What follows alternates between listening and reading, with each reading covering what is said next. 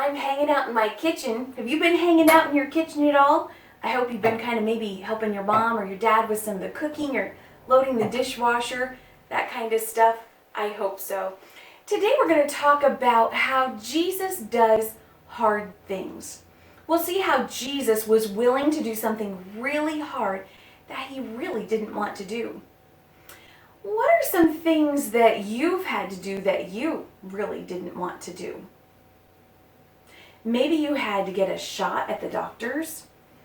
Maybe someone made you eat vegetables that you don't like. Maybe you have to switch houses between divorced parents. Or maybe you even had to move to a new place. Doing homework that's really hard for you and going to bed on time. Those are all things that are hard that sometimes we really don't want to do. Have you ever tried to think of ways to avoid doing those things? I sure have. In our Bible story, Jesus didn't avoid what he had to do, even though he didn't want to do it. Jesus does hard things. Before we read from the Bible, you need to know what that hard thing Jesus had to do was. It didn't happen in the verses we'll read today. We talked about it a few weeks ago, but Jesus knew what was coming, and in today's story, he was really stressed about it. I have this balloon and this pin here. Now, it's kind of like if I were to take this pin and push it into this balloon. We kind of all know what's going to happen, right? If I get closer and closer and closer, or you feeling a little stressed and it's right there and ooh. What did you do to prepare yourself for what was coming? We know that a balloon pop is unpleasant and it's noisy and it's usually unexpected. We might tense up, or maybe you cover your ears if you know what's coming. What Jesus knew was coming was much worse than a balloon pop.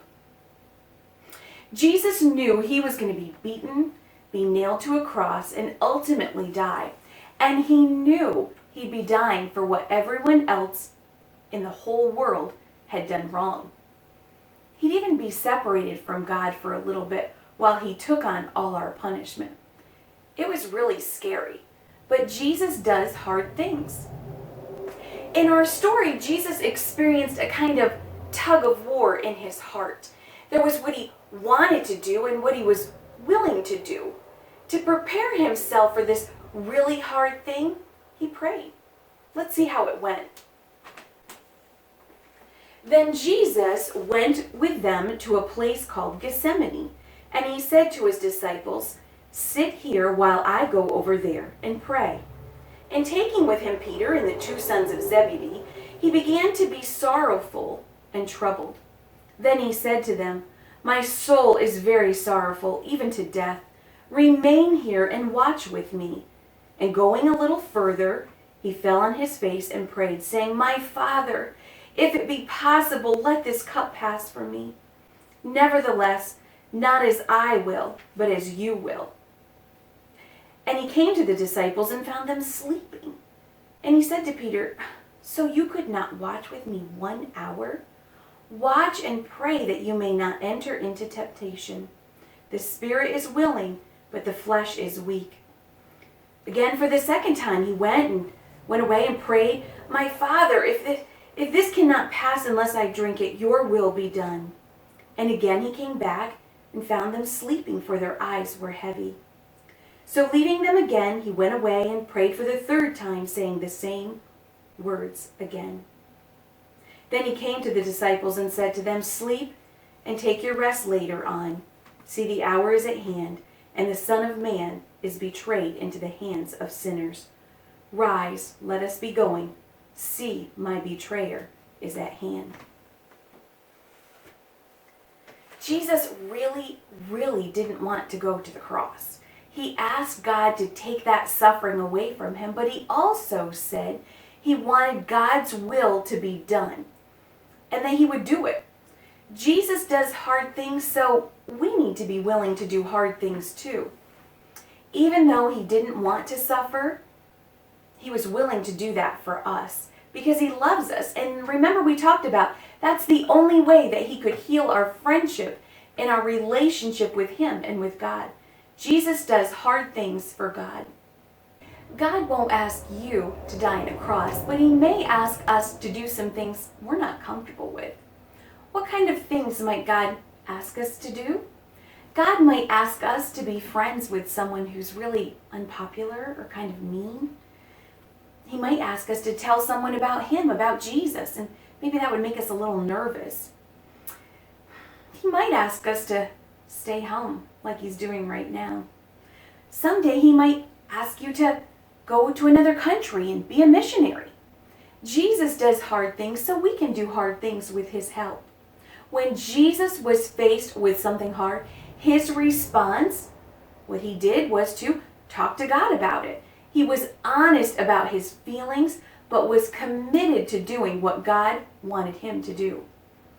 Doing hard things isn't fun while you do it, but in the end, God often brings good things out of the hard things.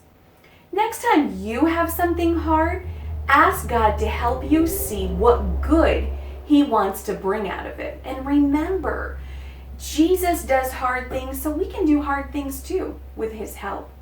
Jesus did the hardest thing ever when He died on the cross. But the good that came out of that is that we get to be His friends. Ask Jesus to give you the strength to do hard things this week. Are you up for a challenge? It may be hard at first, but if you succeed, you'll receive a sweet reward. You need some candy for this homework, kids. Bend your elbow and hold it so the knuckles of your hand almost touch your shoulder. Your forearm should be parallel to the floor. Place a piece of candy on your elbow. Here's the challenge. You need to catch the candy before it drops to the floor. If you do, you get to eat it. Quickly drop your arm, causing your open hand to snap forward and try to catch the candy. Practice until you get it.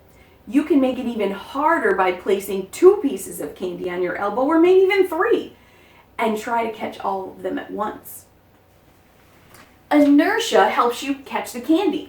Since objects at rest like to stay at rest, even when your elbow moves out from under it, the candy will hang in the air for a bit, and if you move your hand fast enough, you'll be able to catch it. How is catching candy like doing something hard? Hard things can frustrate us, but often the result is something good. Jesus does hard things. He was willing to die on the cross so we can be friends with God. Jesus did a hard thing that led to a sweet reward for all of us, forever life with Him. We may not see a reward right away, but we trust that hard things will help us grow in character and bring about good in us. God's word promises that.